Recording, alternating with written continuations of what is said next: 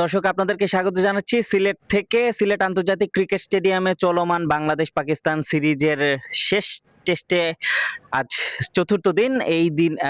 এই দিনেই ম্যাচ গড়াচ্ছে প্রায় শেষের দিকে। ইতিমধ্যে পাকিস্তান 205 উইকেটে তৃতীয় সেশনের খেলা ইতিমধ্যে শুরু হয়ে গেছে। গতকাল যেটি ধারণা করা হচ্ছিল প্রথম সেশনেই বাংলাদেশ জয়ের ভিত গড়ে তুলতে পারে, কিন্তু প্রথম সেশনে দেখা গেছে পাকিস্তান তারা ভালো অবস্থানেই ছিল, বলা চলে বাংলাদেশি পেসারদের স্পিনারদের ডমিনেট করেছে। দ্বিতীয় সেশনে বাংলাদেশি স্পিনাররা একটু আশা জাগিয়েছেন।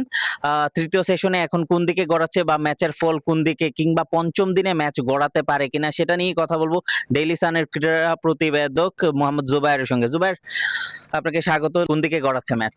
বাংলাদেশের মোটামুটি জয় নিশ্চিত বলা চলে এখন পর্যন্ত যে অবস্থা। এখন সেটা কখন আসবে সেটা হচ্ছে জিজ্ঞাসা। সেটা কি আজকে আসবে নাকি কালকে দিন পর্যন্ত গড়াবে, সেটা হচ্ছে এখনকার অবস্থা। পাকিস্তানের 220-এর মতো রান লাগে, হাতে আছে 5 উইকেট।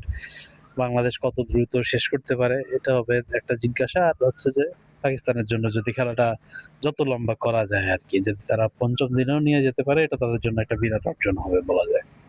তাসকিনকে কি একটু এই টেস্টের দ্বিতীয় ইনিংসে একটু অচেনা লেগেছে কিনা? হ্যাঁ, মনে হচ্ছে অনেকটা টায়ার্ড, অনেক বেশি ফেটিগড সবকিছু মিলিয়ে হয়তো অনেকদিন পর টেস্টে ফিরেছেন এবং লম্বা সময় সার্ভিস দিচ্ছেন, টানা 2টা টেস্ট ব্যাক টু ব্যাক, কোনো গ্যাপ নাই। সবকিছু মিলিয়ে অনেকটাই ফেটিগ লাগছে আরকি। আমরা যেটা তার কাছ থেকে মিরপুরের সেকেন্ড ইনিংসে সকালবেলা পেয়েছি, ইভেন এখানেও ফার্স্ট ইনিংসে যে ব্রেক থ্রুটা উনি দিয়েছেন, আমরা লাস্ট সেদিন যে কথা বললাম। সো টোন সেট করে দেওয়ার যে বিষয়টা উনি কনসিস্টেন্টলি করছিলেন সেটা আজকে হয়নি। এটা তার, এবং সেটা খুব একটা স্কিল ডিপেন্ডেন্ট না, এটা বেসিক্যালি ফিটনেস ডিপেন্ডেন্ট। ফিটনেসের কারণেই বলা যায় আরকি। আচ্ছা, আমরা প্রথম টেস্টে দেখেছিলাম ঢাকা টেস্টে, বিশেষ করে ওই যে এবাদত হোসেন চৌধুরীকে, তিনি ছিলেন খুব একটা ইম্প্যাক্ট রাখতে পারেননি, উইকেট শূন্য থেকেছেন 2 ইনিংসেই। তার জায়গায় স্থলাভিষিক্ত হয়ে দ্বিতীয় টেস্টে খেলতে নেমেছেন শরীফুল ইসলাম। সেই শরীফুলকেও একই রকম দেখা যাচ্ছে কিনা? এবাদতের বিকল্প না, নেই? সেরকম না, ইনক্রেডিবল বোলিং করেছেন এটা বলা যায়। চান্স ক্রিয়েট করেছেন কনসিস্টেন্টলি, যখন বল পাচ্ছেন চান্স ক্রিয়েট করেছেন। আজকে সকালে তো মনে হয় 6 ওভারের স্পেলে 5টা এজ এজ ক্রিয়েট মানে এসেছে তার বলে। একটা গেল মাথার উপর দিয়ে, স্লিপের মাথার উপর দিয়ে, বাকি 4টা স্লিপের সামনে। সো দুর্ভাগ্যজনক আরকি। যে বোলিংটা উনি করেছেন সেটার রিওয়ার্ড পাননি। হ্যাঁ, উনি যে বোলিংটা করেছেন সেটার রিওয়ার্ড হয়তো অন্য বোলাররা পেয়েছেন। অন্য এন্ড থেকে পার্টনারশিপ বোলিং এর ক্ষেত্রে সুবিধা হয়েছে, অন্য বোলাররা উইকেট নিয়েছেন। যেমন নাহিদ রানা এবং তাইজুল অন্য এন্ড থেকে ভালো অ্যাগ্রেসিভ বোলিং করতে পেরেছেন, উইকেটের জন্য বোলিং করতে পেরেছেন। কারণ শরীফুল এক এন্ড থেকে রানটা লিটারেলি বন্ধ করে রাখছিলেন। উনি মনে হয় 7-8 ওভারের মতো বোলিং করেছেন আমরা এই মুহূর্তে যখন কথা বলছি।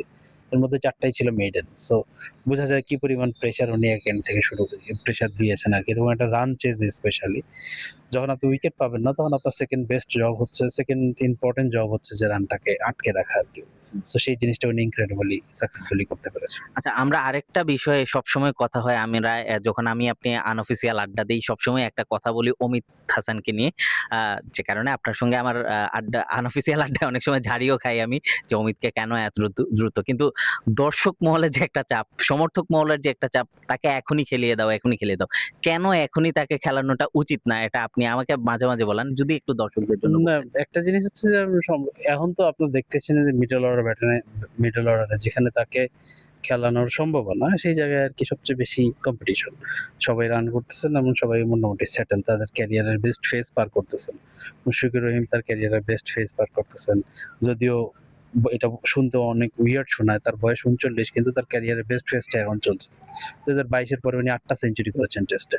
14টা সেঞ্চুরির মধ্যে 8টাই এসেছে গত 3-4 বছরে। সো উনি ক্যারিয়ারের বেস্ট ফেজ পার করতেছেন। শান্ত তার ক্যারিয়ারের বেস্ট ফেজ পার করতেছে। লিটন ইনক্রেডিবলি সাকসেসফুল যেই পজিশনে উনি খেলতেছেন। সো তার এই মিডল অর্ডারে জায়গা করে নেওয়া তার জন্য ইনক্রেডিবলি টাফ। সো তাকে খেলাইতে হইলে এখন আপনাকে একটা আনঅর্থোডক্স জায়গায় খেলাইতে হবে যদি আপনার ডেবিউ করাইতে চান। সেটা তার জন্য আবার ভালো হবে না। সেটা হতে পারে ওপেনিং, সে জয় যদি ইনজুরড হয় বা জয় যদি অফ ফর্মে থাকে, তাহলে একজন রাইট হ্যান্ডের অপশন হিসেবে তাকে ওপেনিং করানো যেতে পারে। এটা একটা আউটসাইড থিংকিং হতে পারে। কিন্তু আপনি নিশ্চয়ই চাবেন না যে একজন ইয়াং প্লেয়ারকে ওই পরীক্ষার মধ্যে দিয়ে যাওয়া হোক। নতুন বলের ওই পরীক্ষার মধ্যে দিয়ে, যেটা উনি ইউজুয়ালি ফার্স্ট ক্লাসে করে থাকেন না। সো বেটার হয় হচ্ছে যে তাকে রাইট টাইমে, রাইট অপোনেন্টের এগেইনস্টে, রাইট কন্ডিশনে একটা কমফোর্টেবল ডেবিউ দেওয়া। সেটা হয়তো মুশফিক ভাইকে রেস্ট দিয়ে বা এরকম সিনিয়র কাউকে রেস্ট দিয়ে, যে হ্যাঁ, আপনি এই এই কমফোর্টেবল একটা স্টার্ট দেওয়া, যেটা করলে আর কি তার জন্য আইডিয়াল হবে আর কি। বিকজ আমরা জানি যে কি ধরনের স্ক্রুটিনির মধ্যে দিয়ে যেতে হয় আমাদের নতুন ব্যাটসম্যানদেরকে। হ্যাঁ, আপনি বলতে পারেন যে অপেক্ষা অনেক দীর্ঘ, সামনে এই টিমের অনেকগুলো খেলা আছে, শ্রীলঙ্কা সফর আছে, সাউথ আফ্রিকা বাংলাদেশ যাবে, এই টিমের 4 ডে ম্যাচ আছে, অস্ট্রেলিয়া একটা 4 ডে ম্যাচ আছে। তো তার ব্যাটিং করার এবং নিজেকে প্রমাণ করার এনাফ ইনিংস পাওয়ার যথেষ্ট সময় আছে সামনে। আরেকটা জিনিস দেখতে পাচ্ছি আমরা এই টেস্টে সিলেটের স্পিনাররাও যথেষ্ট কার্যকরী ভূমিকা পালন করছেন। এখানে যেটা হওয়ার কথা ছিল পেসারদের বেলায়। বাট এটার আসলে এই মানে যেটা আমরা জেনে থাকি যে সিলেট পেসারদের স্বর্গরাজ্য। কিন্তু এখানে লাস্ট জিম্বাবুয়ে সিরিজ থেকেই আমরা দেখতে পাচ্ছি যে এখানে স্পিনাররাও বেশ কার্যকরী ভূমিকা। এটা না, আমাদের এই মুহূর্তে আমাদের যে ২ জন স্পিনার বোলিং করছেন টেস্ট টিমে, তারা যথেষ্ট এক্সপেরিয়েন্স। তারা ওয়ার্ল্ডের one of the best experience স্পিনারদের একজন। আপনি যদি চিন্তা করেন দুইজনই 200+ উইকেট। 200+ টেস্ট উইকেট তো চারটিখানি কথা না। They have been playing for 10-12 years. So এখন তারা ওই যে কন্ডিশন বেস, তারা ক্যারিয়ারের শুরুতে দুইজনই কিন্তু একটু অনেকটাই কন্ডিশন বেস বোলার ছিলেন। তাদেরকে র‍্যাঙ্ক টার্নারে তাদের সাকসেসফুল ছিল, ফ্ল্যাট উইকেটে তারা অতটা সাকসেসফুল ছিলেন না, দেশের বাইরে অতটা সাকসেসফুল ছিলেন না। কিন্তু গত ৩-৪ বছরে সেই সিনারিও চেঞ্জ হয়েছে। তারা দুইজনই এখন খুবই কমপ্লিট বোলার বলা যায় আরকি। In terms of all condition হয়তো অত এফেক্টিভ হবে না সব কন্ডিশনে, কিন্তু রানটা থামিয়ে রাখা, একটা নির্দিষ্ট রোলে তারা সাকসেসফুল থাকবেন। সো এই কারণে তাদেরকে আপনি কন্ডিশন বেস বা এই ইয়েতে মানে ওই ব্র্যাকেটে বন্দি করার মতো অবস্থা এখন আর নেই। আপনি যখন ২০০ উইকেট নিয়ে নেবেন, you have done more than enough to prove yourself. So Taijul, Mumin, Mushfiq, Miraj তারা ওই এখন ক্যারিয়ারের ওই অবস্থানে আছে যে তারা যেকোনো উইকেটে অ্যাটলিস্ট এফেক্টিভ না হলেও, উইকেট টেকিং এর ক্ষেত্রে এফেক্টিভ না হলেও, রান থামিয়ে রেখে প্রেসার ক্রিয়েট করার ক্ষেত্রে যথেষ্ট দক্ষ ওনারা। সেটা আর কি অন্য বোলারদেরকে হেল্প করবে। কন্ডিশন যদি আর পেসারদেরকে হেল্প করে, অন্য এন্ড থেকে ওনারা রানটা থামিয়ে রেখে পেসারদের উইকেট নিতে সাহায্য করবে। সেই জিনিসগুলা এখন তাদের কাছ থেকে খুবই আমরা যেদিন কালকে প্রেস কনফারেন্সে দেখলাম, তাইজুল খুব কনফিডেন্টলি বলতেছিল যে আমাদের এখানে প্রফেশনাল অ্যাটিটিউড রাখতে হবে, প্রেসার মেনটেন করতে হবে। উনিও জানে যে এখানে হয়তো উনি ৩০ রানে ৫ উইকেট পাবেন না। উনি হয়তো ৩ উইকেট পাবেন এবং সেটা হয়তো দেখা যাবে ৭০ রান দিয়ে বা ৬০ রান দিয়ে, এবং তাকে যথেষ্ট ওভার বোলিং করতে হবে। ওই প্রেশারটা ক্রিয়েট করে, মানে উইকেটটা আদায় করে নিতে হবে প্রেশার ক্রিয়েট করে আরকি। রাদার দ্যান ওই যে অ্যাটাকিং বোলিং করে টার্ন ওইসব দিয়ে আরকি ইয়ে করা আরকি। শেষ প্রশ্ন যেটা যে পাকিস্তান দলকে কি আপনার দুর্বলতম দল মনে হয় কিনা তাদের ক্রিকেট ইতিহাসের? এই দুর্বলতম তো অবশ্যই, পারফরম্যান্সের দিক থেকে তো অবশ্যই। কিন্তু দিন শেষে তো এটা পাকিস্তান, টেস্ট প্লেয়িং নেশন, যার ইনক্রেডিবল হিস্ট্রি আছে টেস্ট ক্রিকেটে এবং অনেক প্রাউড একটা ক্রিকেটিং নেশন। রমিজ রাজাও সেম কথা বলেছেন। হ্যাঁ, তো অনেক প্রাউড একটা ক্রিকেটিং নেশন, এবং তারা একটা মানে তাদের ক্রিকেটের একটা বলা যায় যে বাজে সময়ের মধ্যে দিয়ে যাচ্ছে, যেটা রিফ্লেকশন হচ্ছে তাদের রিসেন্ট পাস্টের test performance. At the same time Bangladesh test টিমটাও রাইজে অন দ্য উপরের দিকে উঠতেছে। এর মানে এই না যে বাংলাদেশ কিন্তু অলরেডি যেসব দেশের বাইরে যে ধরনের পারফর্ম করে আসছে, আপনি বলতে পারবেন না যে ইটস এ ফ্লুক যে পাকিস্তানের সঙ্গে তারা ভালো খেলতেছে অথবা পাকিস্তান দুর্বল দল এই জন্য বাংলাদেশ ভালো খেলতেছে। এটা যদি হতো শুধু বাংলাদেশ পাকিস্তানের সাথেই ভালো খেলতেছে বা ঘরের মাঠেই ভালো খেলতেছে, সেক্ষেত্রে আপনি এটা বলতে পারতেন। কিন্তু ২০২৪ সালে পাকিস্তান গিয়ে পাকিস্তানের মাটিতে পাকিস্তানকে হারানো, এটা আনহার্ড অফ। এটা একটা এখনো আমাদের বিশ্বাস হয় না, ২ বছর হয়ে গেছে।